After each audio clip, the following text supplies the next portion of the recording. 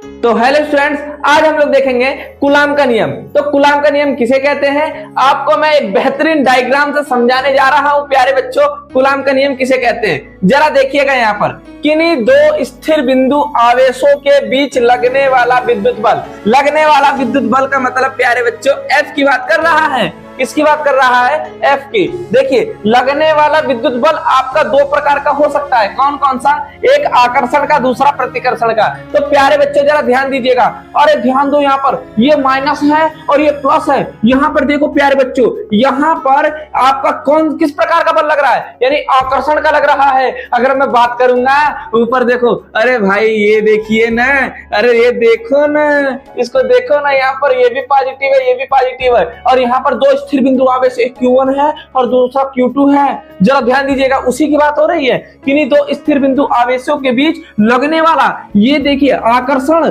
और लगने वाला जो प्रतिकर्षण बल। अब कह रहा है उसके आगे, उन आवेशों के गुणनफल के अनुक्रमानुपाती तथा, और उन आवेशों के यानी कि इन आवेशों के, कह रहा है कि गुणनफल के अनुक्रमानुपाती यानी Q1 और Q2 के अनुक्रमानुपाती। इसको हमने कर दिया प्यारे बच्चों समीकरण नंबर 1। जरा ध्यान दीजिएगा, फिर उसके आगे कह रहा है कि तथा उन आवेशों के बीच की दूरी के, यानी कि ये Q1 और Q2 जो दो बिंदु आवेश है ना, इनकी बीच की दूरी के स्मॉल r की कह रहा है कि वर्ग के व्युत्क्रमानुपाती होता है क्या, विद्युत बल। यानी कि F इज, ये इनवर्सली प्रोपोर्शनल टू हो जाएगा आर स्क्वायर। ये समीकरण नंबर 2 हो जाएगा प्यारे बच्चों। और दोनों समीकरण को जैसे ही मैं मिलाऊंगा तो ये बनेगा मेरा F प्रोपोर्शनल टू, ये हो जाएगा Q1 Q2 upon R square. अगर मैं बात करता हूं प्यारे स्टूडेंट्स यहाँ पर, तो जैसे ही मैं अगर इस प्रोपोर्शनल टू के साइन को हटाऊंगा,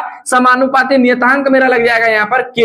ये मेरा k जो है, ये यहाँ पर समानुपाती यानी अनुक्रमानुपाती नियतांक है, नीचे हो जाएगा आर स्क्वायर। और ये जैसे ही मैं k हटाऊंगा तो k के लिए, सुविधा के लिए हम लोग क्या लिख सकते हैं, 1/4 pi epsilon not Q1 Q2 और अपान क्या हो जाएगा प्यारे बच्चों, आर स्क्वायर। क्या हो जाएगा, आर स्क्वायर। ये हो जाएगा हमारा कूलाम के नियम का फार्मूला, मात्रक हो जाएगा न्यूटन। समझ में आपको आया होगा। Thank you.